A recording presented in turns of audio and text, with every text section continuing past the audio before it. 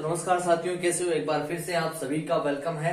आज के इस वीडियो में हम पशु परिचर भर्ती जो डबल ए है, ठीक है, एनिमल अटेंडेंट है, कब तक आ सकती है, आपकी तैयारी कैसी चल रही है, सभी कमेंट बॉक्स में जरूर बताइए। और जितने भी साथी जुड़े हुए हैं, ठीक है, वो ध्यान से इस वीडियो को देख लेना।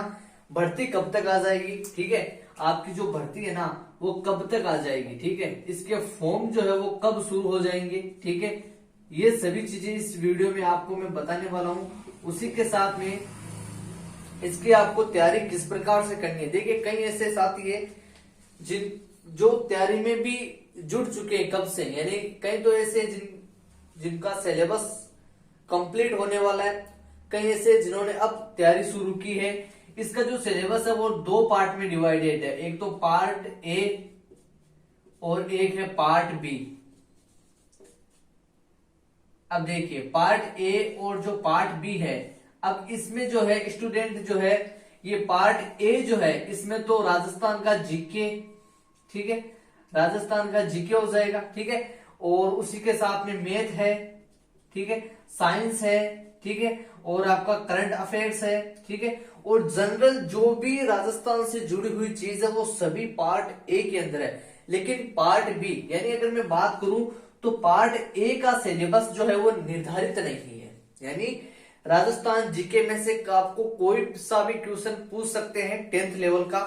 और पार्ट बी में जो है उन्होंने टॉपिक फिक्स करके रखे, ठीक है, टॉपिक जो है वो फिक्स करके रखे हैं, ठीक है, कंप्लीट टॉपिक वाइज है, और इसके टोटल 45 अंक। अब देखिए, कुछ आपको मैं हिंट बताऊंगा जिसकी सहायता से आप अपनी तैयारी को और भी मजबूत कर सकते हो, ठीक है।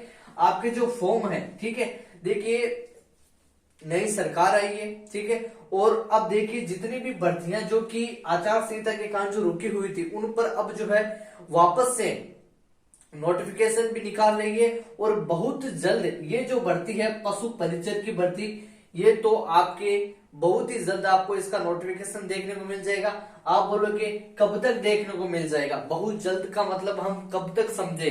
तो देखिए, अभी फिलहाल जो है आपको लगभग जो है 20 से 25 दिन का और वेट करना होगा, ठीक है, 20 से 25 दिन का और वेट करना होगा।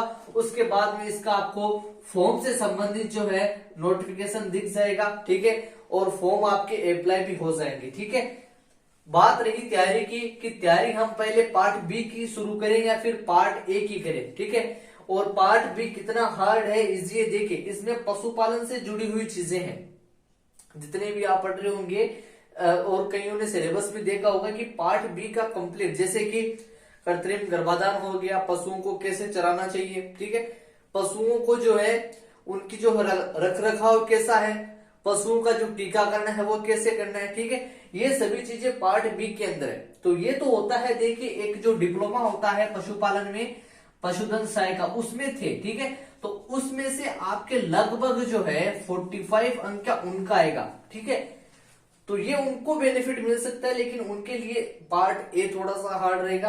और जो स्टूडेंट चाहे वो रीट की तैयारी कर रहे हैं, ठीक है, और चाहे वो 10th पास किसी का भी जो है तैयारी कर रहे हैं, वो स्टूडेंट का सबका क्या रहेगा, राजस्थान जीके, हिस्ट्री रहेगा, मैथ रहेगा, साइंस रहेगा, ये सभी उनकी अच्छी रहेगी, ठीक है। लेकिन आपको दोनों पे ये फोकस देना है, क्योंकि 70% जो वेटेज है वो आपका किस पे है, पार्ट ए पे है। ओनली फॉर 30% का जो वेटेज है वो आपका पार्ट बी पर है, ठीक है। और आप समझ सकते हो टोटल जो आपके